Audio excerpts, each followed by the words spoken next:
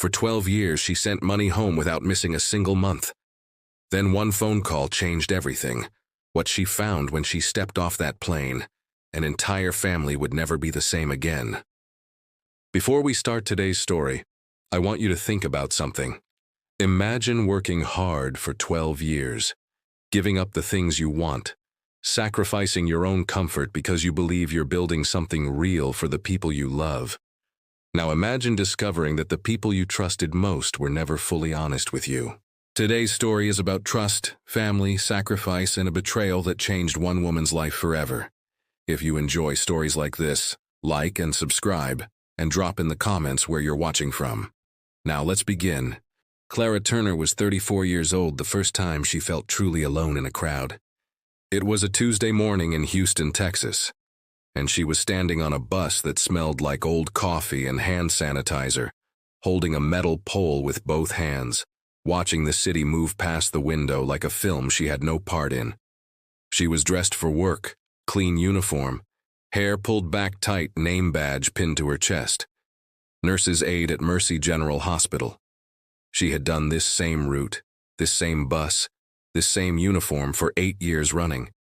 Nobody on that bus knew who Clara Turner was. Nobody knew that back home in Lagos, Nigeria, her mother, Patricia Turner, was alive because Clara paid for her dialysis every single month.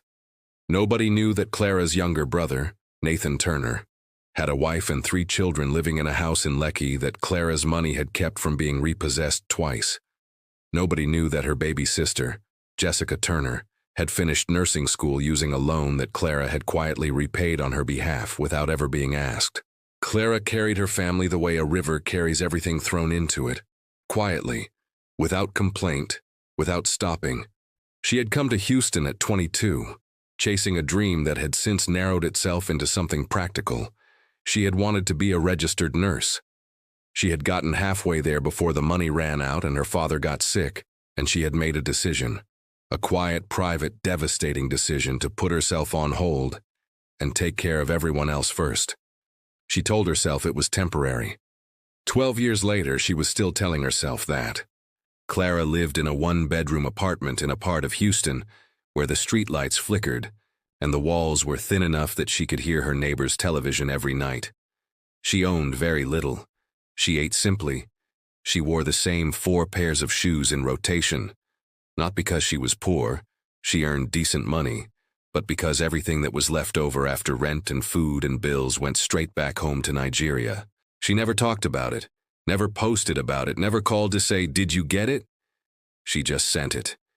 Every month, like clockwork, like breathing, $1,000, sometimes $1,200. One month when Nathan's car broke down and her mother's prescription costs jumped, she sent 2,008 rice and eggs for 3 weeks straight. The family knew, of course. They knew. But knowing and saying thank you are 2 different things, and in the Turner household, gratitude had a way of being replaced over time with expectation. The money became part of the furniture, always there, never noticed, never discussed. Clara did not ask for much in return. Just one thing, really. One dream she had held onto through all those years of sacrifice. She wanted a house, a real house, back home in Nigeria. Something with a compound and a garden. Something she could retire to one day and sit on the veranda and feel like she had not wasted her life. Every Nigerian woman she knew in Houston had the same dream. Work hard abroad, build something solid back home, go back one day and rest. She had watched her colleagues, her church friends, her neighbors do it. Some had succeeded. Some had been robbed blind by family. She had told herself she was different. Her brother was different. And so in 2013, she had a conversation with Nathan. A long phone call, full of emotion and promise. And they agreed. She would send the money from Houston. He would supervise the build on the ground in Lagos. And the house would be hers. Fully hers. Her name on the title, her name on the deed, her name on every piece of paper that mattered.